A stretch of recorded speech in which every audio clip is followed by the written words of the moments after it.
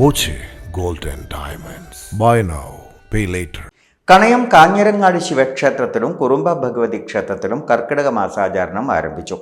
രാമായണ പാരായണവും വിശേഷാൽ പൂജകളും ഞായറാഴ്ച ഭക്തിപ്രഭാഷണവും ലഘുഭക്ഷണ വിതരണവും ഉണ്ടാകും. ബ്രഹ്മകുമാരീസ് ഈശ്വരീയ വിദ്യാലയം മീനാബഹൻ ഭക്തിപ്രഭാഷണം നടത്തി.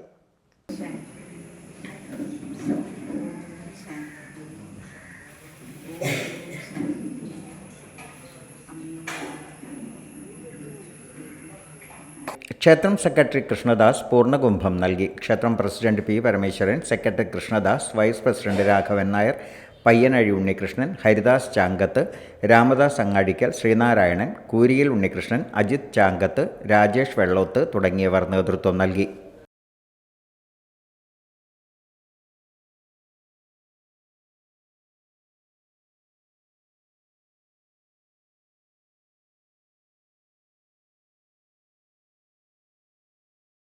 Dot view news. കാഴ്ചകളാണ് ലോകം. കണ്ടു തുടങ്ങുക.